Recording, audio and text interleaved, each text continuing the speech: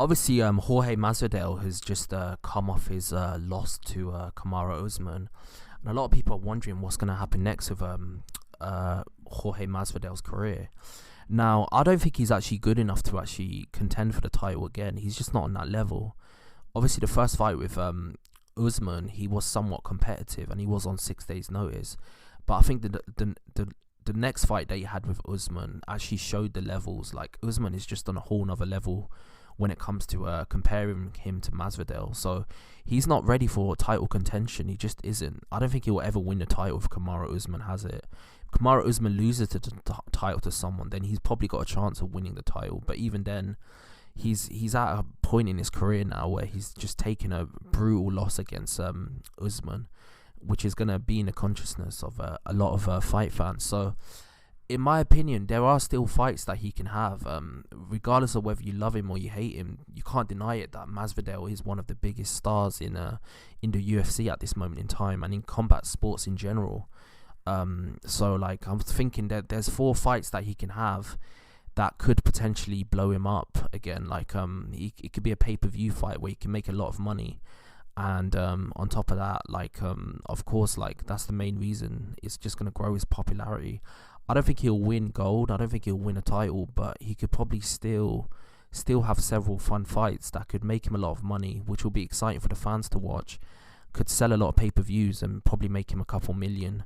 So here on the screen, you can see 4 or 5 fights that I think would be good for him to have.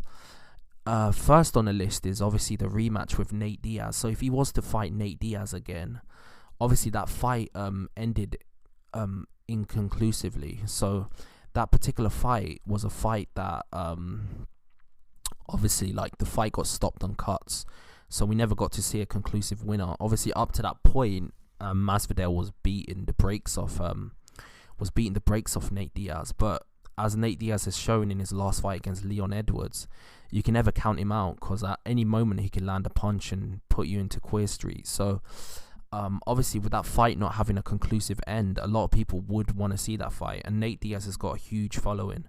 So a rematch with Nate Diaz could sell some pay-per-views. They could even put the BMF title up on the line again. Another fight that could potentially happen is a fight against Nate Diaz's brother, Nick Diaz, who's thinking of coming back. Now, that's another huge fight that could actually potentially sell. Obviously, you got the storyline of, like, Jorge Masvidal beating his little brother Nick Diaz, and on top of that, I think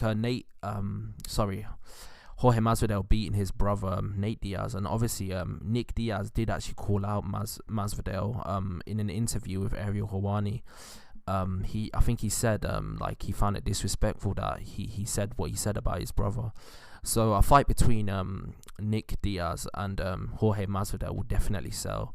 Nick Diaz has got a huge following, and a lot of people are excited to see him come back. So a fight with Jorge Masvidal and Nick Diaz would be a great fight.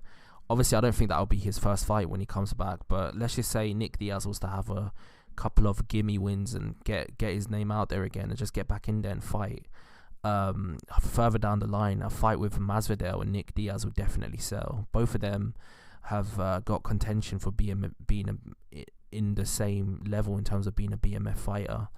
Obviously, Masvidal with having a BMF title, and Nick Diaz for being an OG in the game. Obviously, he retired a couple of years ago, but for him to come back, he still has a huge pull on the MMA landscape in terms of what the fans think of him. Another fight would be a fight against Conor McGregor. Now, Conor McGregor obviously has his fight against Dustin Poirier. When Masvidal was on his huge tear, when he was going through the likes of Ben Askren, Darren Till, obviously, like, he was just he beat Nate Diaz, and obviously McGregor was coming off a win against Cowboy Cerrone. I could not understand why that fight was never made. A fight between Conor McGregor and Masvidal would sell huge. I mean, obviously McGregor's one of the biggest names in combat history, in MMA history, and then obviously you got Masvidal, who's become a huge star after he beat Nate Diaz and everything that he's done. So putting them both together, it just feels like a no-brainer. Both of them will make a couple million each off each other. Obviously, McGregor would make most of the money because he's the bigger star, but Masvidal would obviously make probably a couple, 3-4 million maybe from that fight. It's a fight that should have happened. It just doesn't make sense to me why that fight never happened. It's a fight that Dana White should have made happen when they're both at the top of the game in terms of their popularity. When Masvidal was going through his tear and he was destroying the likes of Ben Askren, Nate Diaz, Darren Till, and all these other fighters. And obviously his popularity was huge. They should have made that fight between Masvidal versus McGregor. That would have definitely sold. And last but not least, a fight between Colby Covington would be huge. I mean, if they would have done the Ultimate Fighter series with Colby Covington and Masvidal, that would have been very entertaining. On top of that, you got the storyline of both of them being, they used to be best friends and teammates in the same combat team, and then they turned into enemies. That could definitely sell, and I think the animosity between the two is quite heavy, so that could be a huge fight. Obviously, Colby's got his fight against, I think he's got a rematch against Kamaru Usman, but a fight between them two would definitely be huge.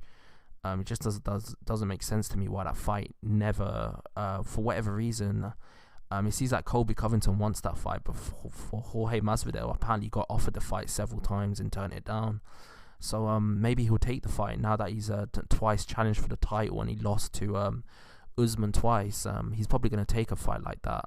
So yeah, even though there's still one or two fighters that I've not mentioned, a fight between Stephen Wonderboy Thompson. Obviously, Wonderboy Thompson beat him quite decisively, but if they were to fight again, I think that would be a fight that people would watch. And obviously, another fight that I forgot to mention and put onto the graphic is a Leon Edwards fight. A fight between Leon Edwards and Masvidal would be huge. Obviously, they had their backroom brawl after Masvidal beat Darren Till, where he gave him a free piece and a soda.